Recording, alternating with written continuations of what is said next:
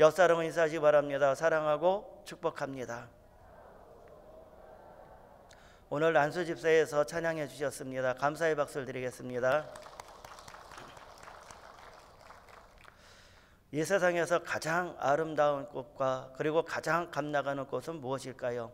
장미꽃일까요? 코스모스일까요? 아니면 국화꽃일까요? 저는 웃음꽃이라고 말씀드릴 수가 있습니다. 값으로 도저히 표현할 수 없을 정도로 가장 아름다운 꽃. 하루는 집사람이 저한테 이런 말을 했어요. 코스모스도 피고 국화꽃도 피는데 우리 일산 너머에 있는 파주에 가서 구경 가자고 했습니다. 제가 이런 말을 했어요. 그럴 필요 없다고. 우리 집에도 아름다운 꽃이 있고 국화꽃, 코스모스가 있다고. 그랬더니 우리 집사람이 어딘데요? 어딘데요? 그랬습니다. 저는 이렇게 말했어요. 바로 여기 당신이라고 그렇게 말해 주었어요. 우리 집사람이 코스모스를 굉장히 좋아합니다. 그래서 저는 우리 집사람을 별명을 코스모스 같은 여자라고 그렇게 불러주고 있어요. 저는 이 시간에 창세기 21장 6절의 말씀에 근거해서 웃음보가 터진 사람, 이와 같은 제목으로 말씀을 증거하는데 우리 다 같이 한 목소리로 봉독하겠습니다. 사라가 이르되 하나님이 나를 웃게 하시니 듣는 자가 다 나와 함께 웃으리로다. 아멘. 하나님께서 새벽 예배에 나오신 모든 성도님들께 웃게 하여 주시는데 오늘 이 새벽에 웃음보가 터질 줄로 믿습니다. 웃음이 가득한 가정, 웃음이 넘치는 교회가 될 줄로 믿습니다.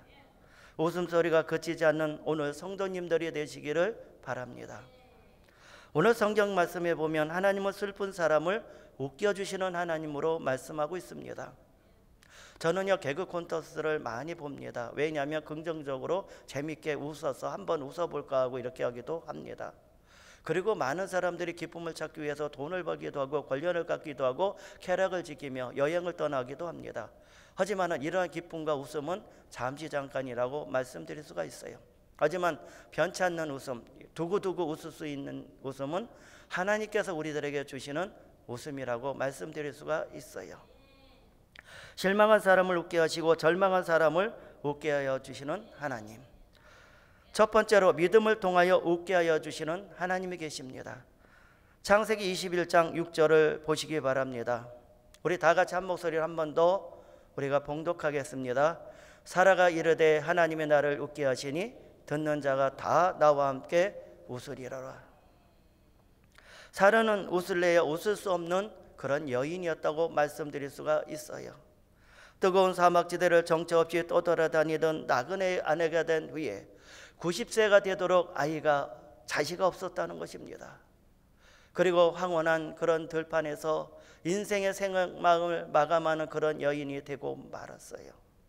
그런데 하나님께서 이제 살 만큼 다 살은 90세 할머니에게 놀라운 축복을 주셨는데 자식을 주셨다는 것입니다.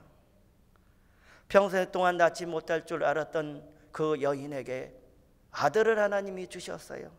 그러나 얼마나 좋았겠습니까? 그러니 웃음이 터져나올 수밖에 없다는 것입니다. 그래서 아이의 이름도 이삭이라고 지어줬고요, 웃음이라는 그런 뜻으로 이름을 지어줬다는 것입니다. 그러면 하나님께서 웃게 해주는 사람은 어떠한 사람일까요? 하나님은 말씀을 믿는 사람들에게 웃음보를 터뜨려 주신다고 말씀하고 있어요. 창세기 21장 1절을 한번 보시기를 바랍니다. 우리 다 같이 봉독하겠습니다. 하나님께서 말씀하신 대로 사라를 돌보셨고 야훼께서 말씀하신 대로 사라에게 행하셨으므로, 하나님의 말씀대로 사람을 행복하게 주신다고 말씀하고 있습니다. 하나님께서 외로운 아브람과 사라에게 약속의 말씀을 주셨어요. 아들을 주시겠다고 약속을 주셨다는 것입니다. 그리고 이 말씀을 믿었던 아브람 부부에게 하나님께서 이삭을 주셨어요. 하나님의 말씀을 듣고 기다리는 사람들에게 오늘도 기적으로 역사하여 주실 줄로 믿습니다. 마태복음 8장 8절에 보니까 하루는 백부장이 와서 예수님께 간청하는 장면이 있어요.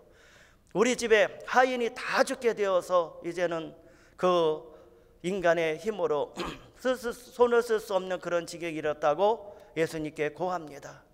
그러자 예수님께서 말씀하십니다. 내가 가서 고쳐주리라.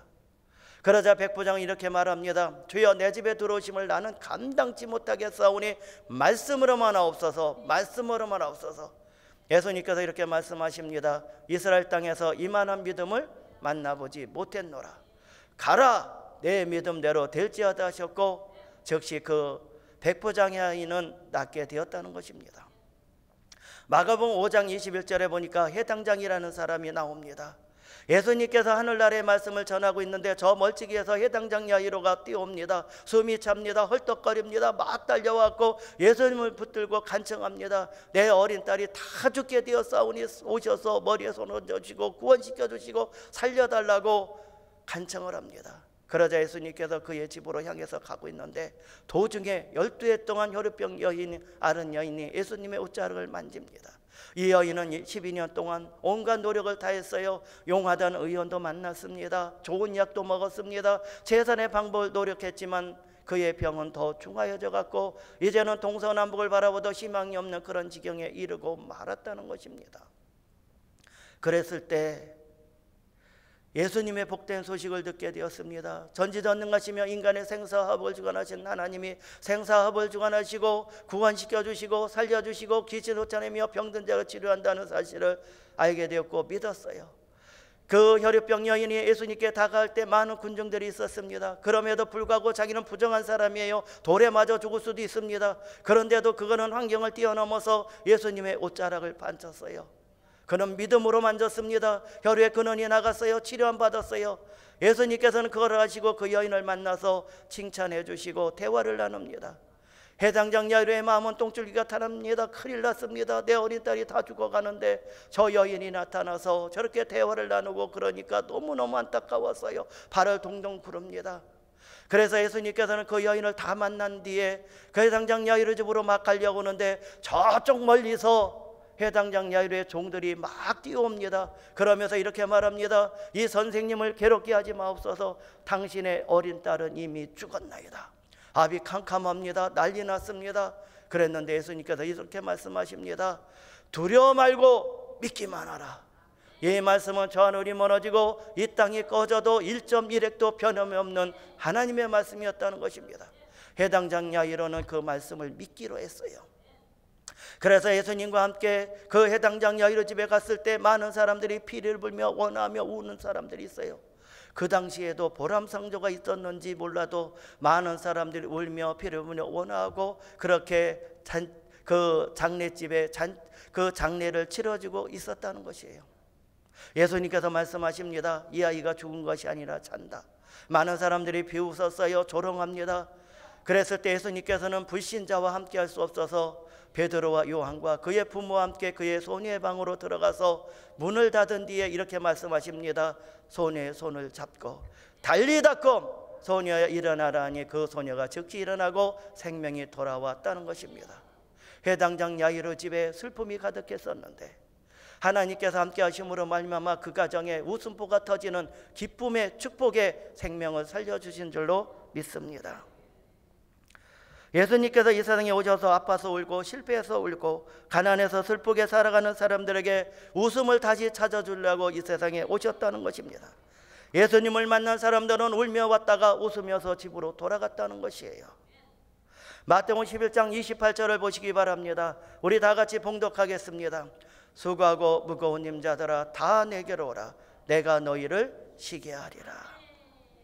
수고하고 무거운 짐을 가지고 걱정과 근심을 가지고 나온 사람들에게 하나님께서 모든 것을 합력하여 선을 이루어 주시고 문제를 해결해 주셔서 그래서 모든 사람들이 감사와 희열과 그리고 기쁨을 얻고 웃으면서 집에 돌아갔는데 오늘 설교를 듣는 모든 성도님들에게도 기사와 이적을 체험하고 응답에 불러서 응답받고선 오늘도 기뻐하며 하나님을 찬양하며 영광 돌리며 돌아가는 역사가 임하게 될 줄로 믿습니다.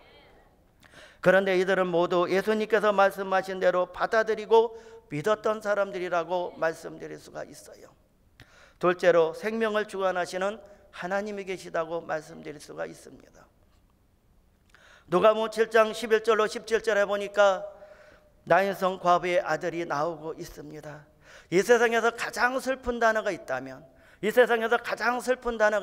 죽음이라고 말씀드릴 수가 있습니다.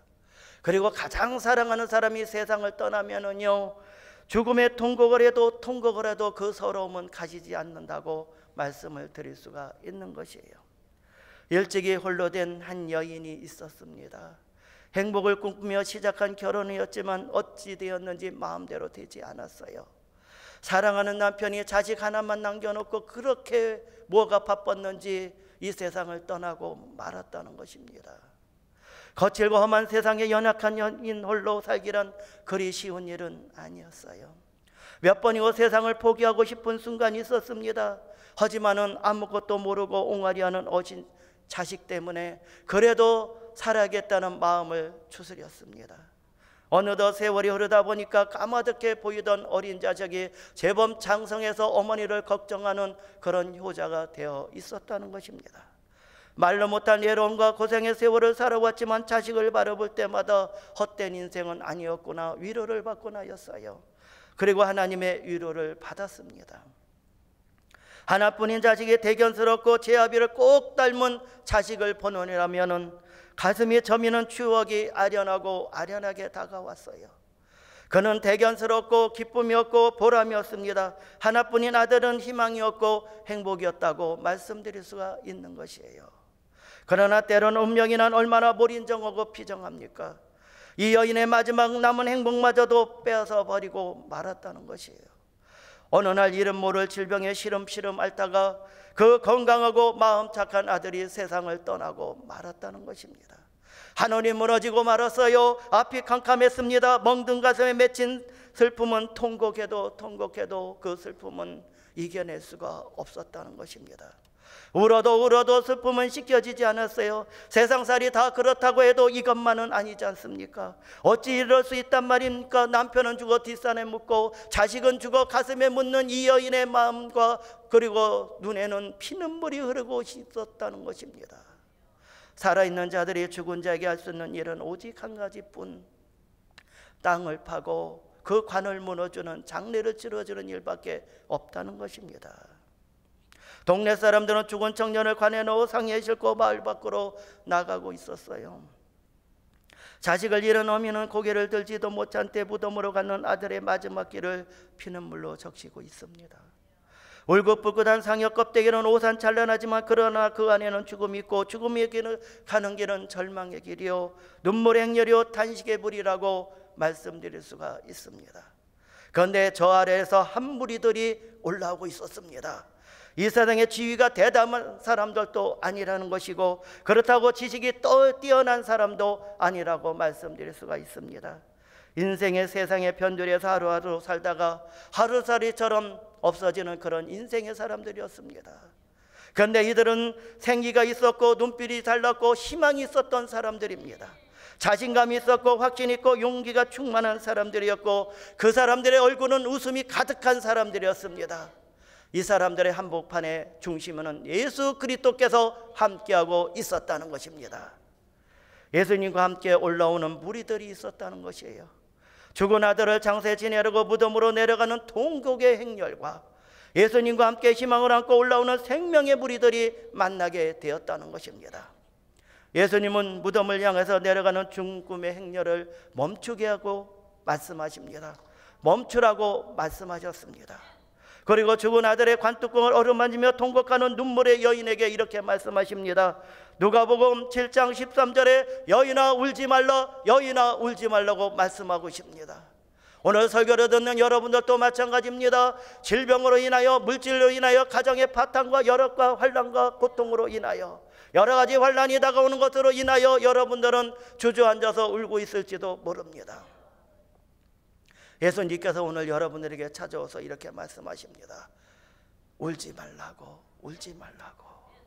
예수님께서는 슬퍼서 울고 답답해서 울고 서러워서 우는 여인의 눈물을 씻겨주고 싶었던 것입니다. 예수님은 상여 뚜껑을 걷어치우라고 말씀하시고 그리고 관뚜껑을 열어 젖히도록 하셨습니다. 예수님은 죽어 땅에 묻힐 청년을 향해서 이렇게 말씀하십니다. 누가복음 7장 14절에 청년아 내가 네게 말하노니 일어나라. 청년아 내가 네게 말하노니 일어나라고 말씀하십니다. 여러분들의 질병으로 인하여 주저앉았습니까? 사업이 주저앉았습니까? 가정이 주저앉았습니까? 환난과 비바람과 창서 역경으로 인하여 여러분들 주저앉아 있습니까? 오늘도 예수님께서 말씀하십니다. 일어나라고 말씀하고 계셔요. 예수님의 말씀이 떨어지자마자 죽었던 청년이 꿈틀꿈틀하더니 벌떡 일어났다는 것입니다. 죽은 청년이 살아난 것입니다. 다시 살아난 청년은 어미의 품에 안겨서 다시 한번 통곡의 눈물을 흘리게 되었어요.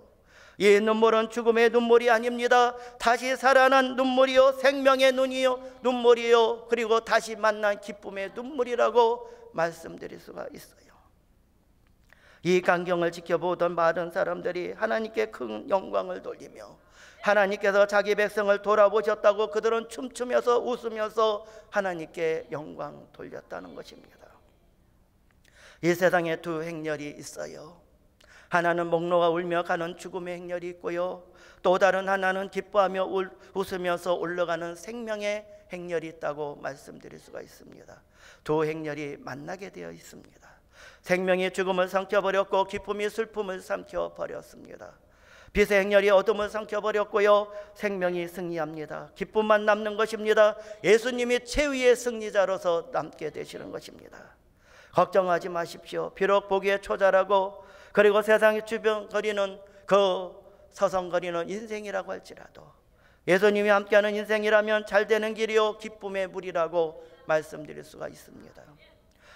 소망과 승리의 기름을 알아야 합니다. 그러나 모양은 상여 뚜껑처럼 찬란하고 화스럽다고 해도 그 속에 송장이 누워 있다면, 죽은 인생이라면, 무덤을 향해 내려가는 죽음의 길이라면 절망의 길이요, 슬픔의 길이요, 멸망길이라고 말씀드릴 수가 있습니다. 창세기 3장에 보면 아담과 하와가 나옵니다. 최초의 인간 아담과 하와는 하나님의 말씀에 어겼습니다. 그리고 범죄를 했습니다. 교만했습니다. 그들은 하나님처럼 높아지려고 했어요. 그들은 선악과를 따먹었습니다. 탐욕으로 인하여 그들은 영이 죽었고 하나님과 단절되었습니다. 에덴 동산에서 쫓겨나고 말았다는 것입니다. 요한복음 3장 16절을 보시기 바랍니다. 우리 다 같이 봉독하겠습니다. 하나님의 세상을 이처럼 사랑하사 독생자를 주셨으니 이는 그를 믿는 자마다 멸망하지 않고 영생을 얻게 하려 하심이라. 우리는 모두 죽음을 안고 무덤으로 내려가는 인생이었어요. 슬픔의 눈물의 행렬이었다는 것입니다. 인간이 어서 와서 어디로 가며 왜 사는지 알지 못하는 그런 인생들이었다고 말씀드릴 수가 있어요. 하지만 예수님께서 오셔서 그때 그 시간에 한 사람 한 사람을 우리들을 만나 주었다는 것입니다. 그래서 예수님을 구제로 영접하게 하여 주시고 하나님을 아버지라 부르게 해주시고 영생을 주셨고 천국을 하나님께서 주셨다는 것입니다. 그리고 살려주셨고 눈물을 식혀주시고 절망을 소망으로 바꿔주시고 우리들의 인생은 천국으로 향해 올라가는 그런 인생으로 만들어 주셨어요. 이것이 성도의 삶이요, 이것이 교회라고 말씀을 드릴 수가 있는 것입니다. 셋째로 부족한 것을 채워주시는 하나님이라고 말씀드릴 수가 있어요. 사도행전 14장에 보면 누스드레에서 나면서부터 걷지 못하는 사람이 있다고 말씀하고 있어요. 우리 다 같이 봉독하겠습니다. 누스드레에 발을 쓰지 못하는 한 사람이 앉았는데 나면서 걷지 못하게 되어 걸어본 적이 없는 자라. 정권이 바뀐다고 이 사람이 치료받겠습니까? 환경이 바뀐다고 이 사람이 걸을 수 있겠습니까? 동서남북을 바라봐도 걸을 수 없는 그런 지경에 있는 사람입니다.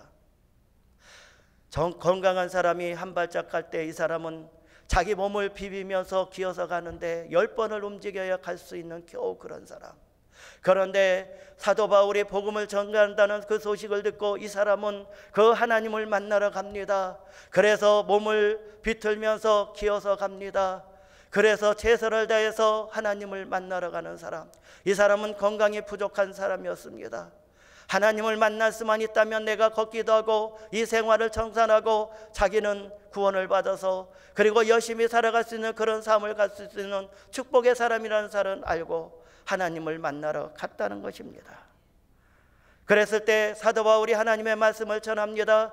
예수 그리스도께서 이 땅에 오셔서 구세주고 우리를 위해서 십자가에 못 박혀 죽으셨다 부활했다고 하니까 그 누스들에 있는 그 발을 쓰지 못하는 사람이 아멘합니다. 아멘합니다. 그러면서 그는 믿음으로써 받아들이기 시작합니다. 그랬을 때 사도행전 14장 9절에 이렇게 나와 있습니다. 바울이 말하는 것을 듣고는 바울이 주목하여 구원받을 만한 믿음이 그에게 있는 것을 보고 영적인 눈으로 바라봤습니다. 누수들에 있는 그 안 걷지를 못하는 그 사람이 믿음이 있다는 것을 보시고 이렇게 말합니다. 10절에 우리 다 같이 봉독하겠습니다. 큰 소리로 이르되 내 발로 바로 서라 하니 그 사람이 일어나 걷는지라. 믿음으로 일어나 걷는 역사가 일어났다는 것입니다. 하나님께서 건강이 부족한 이 사람에게 그 건강의 축복을 주셔서 걷는 역사가 일어났다는 것입니다. 그는 치료 안 받고 응답받고 구원받고 축복받고 그는 웃으면서 집으로 돌아갔다는 것이에요. 요한복음 2장 1절로 11절에 보니까 가나안의 혼인잔치가 있어요. 이 가나안의 혼인잔치는 일륜지 대사 중에 가장 중요한 일입니다. 그래서 며칠 전부터 만반의 준비를 갖춘 혼인잔치입니다. 그런데 예기치 못한 사태가 벌어지고 말았어요. 포도주가 떨어지고 말았다는 것입니다. 이것은 우리가 영적으로 볼 때 기쁨이 사라졌고 기쁨이 떨어졌다고 말씀드릴 수가 있는 것이에요. 오늘 설교를 듣는 모든 분들도 마찬가지입니다. 내가 질병으로 인하여 기쁨이 떨어졌습니다. 가정의 환난과 비바람과 창사 역경으로 인하여 그 기쁨이 떨어졌고 부족합니다. 그리고 믿음, 소망, 사랑이 부족한 것으로 인하여 마음 아파하는 사람도 있다는 것입니다. 여러분들에게 단호하게 말씀드리고 싶습니다. 예수님이 영원한 기쁨의 저수지가 된다고 말씀을 드릴 수가 있어요. 그리고 하인들에게 돌 6항아리를 준비하라고 말씀하고 계십니다. 이것은 오늘도 설교를 듣는 여러분들도 마찬가지입니다. 오늘 설교를 들어올 때 그 가나의 혼인잔치에 돌 항아리 6이 준비된 것처럼 여러분들도 마음의 그릇이 준비되어야 될 줄로 믿습니다. 그랬을 때 하나님께서 여러분들에게 부족한 것을 그릇에 넘치도록 채워주실 줄로 믿습니다. 요한복음 2장 7절을 보시기 바랍니다. 다 같이 봉독하겠습니다. 예수님께서 그들에게 이르시되 항아리에 물을 채우라 하신 듯 아구까지 채우니 믿음과 순종의 표시를 나타내고 있습니다. 요한복음 2장 8절로 9절을 보시기 바랍니다. 제가 봉독하여 드리겠습니다. 이제는 떠서 연회장에 갖다 주라 하심에 갖다 주었더니 연회장은 물로 된 포도주를 맛보고도 어디서 났는지 알지 못하되 물도온 하인들은 알더라. 연회장이 신랑을 불러 신랑을 칭찬해 주는 장면이 있습니다. 그래서 그 혼인잔치에는요 포도주가 떨어져서 기쁨이 사라져 버릴 뻔했는데 예수님께서 그 모자람의 부족함을 넘치도록 채워주셔서 그 혼인잔치는 다시 한번 웃음이 꽃피는 그런 역사가 일어났다는 것입니다. 날마다 하나님 말씀에 순종하면 날마다 웃음보가 터지는 축복이 넘쳐날 줄로 믿습니다. 힘들고 고통스러워도 웃음을 주시는 하나님을 바라보시기 바랍니다. 말씀을 의지하고 한 말씀이라도 여러분들이 오늘 믿고 순종하며 기적이 일어납니다. 그리고 믿음으로 기다리는 사람에게 오늘도 웃음보를 터뜨려 주실 줄로 믿습니다. 창세기 21장 2절을 한번 보시기 바랍니다. 제가 봉독하여 드리겠습니다. 사라가 임신하고 하나님이 말씀한 시기가 되어 노년에 아브라함에게 아들을 낳으니 기적이 아닙니까? 노년에 할아버지가 다 되었는데 기적적으로 아들을 낳았다는 것입니다. 모든 범사에는 때가 있습니다. 갈라디아서 6장 9절에 우리가 선을 행하되 낙심하지 말지니 실망치 아니하며 때가 이르매 거두리라. 약속의 말씀을 부여잡고 인내고 기도하고 기다리면 하나님께서 갈매산 자단에 부림한 것처럼 응답에 불러서 이스라엘 백성들의 홍해길을 열어주셨듯이 여러분들의 인생길을 열어주실 줄로 믿습니다. 하나님께서 웃게 하시는 웃음은 한 번 웃고 마는 웃음이 아니라 두고두고 평생에 웃는 그런 웃음으로 만들어 주실 줄로 믿습니다. 아브라함의 웃음은 25년을 기다렸다가 웃음보가 터지는 기적이 일어났습니다. 결론의 말씀을 드리고자 하겠습니다. 하나님은 기적으로 웃음을 터뜨려 주십니다. 아브라함이 그렇게도 기뻐하고 크게 웃을 수 없던 것은 사람으로 도저히 생각할 수 없는 하나님의 능력으로 이루어졌기 때문이에요. 창세기 21장 7절에 또 이르시되 내가 자식들을 젖먹이겠다고 누가 아브라함에게 말하였소마는 아브라함이 노경의 아들을 낳았느니라. 창세기 21장 2절에 사라가 임신하고 하나님이 말씀하신 시기가 되어 노년에 아브라함에게 아들을 낳으니, 아브라함이 늙었다고 말한 건 도저히 사람의 힘으로는 어쩔 수가 없었지만은 하나님께서 대문을 열어주시고 아들을 주셨다는 것입니다. 이것이 기적이고 우리들의 삶 가운데서 기쁨이 넘치는 축복이 아니겠습니까? 오늘도 여러분들이 세계 약속의 말씀을 붙잡고 기도할 때 하나님께서 응답해 주시고 치료해 주시고 능력 주시고 모든 문제를 합력하여 선을 이루어 주십니다. 오늘도 여러분들이 웃음보가 터져서 웃으면서 집에 돌아가시기를 예수님의 이름으로 축원합니다.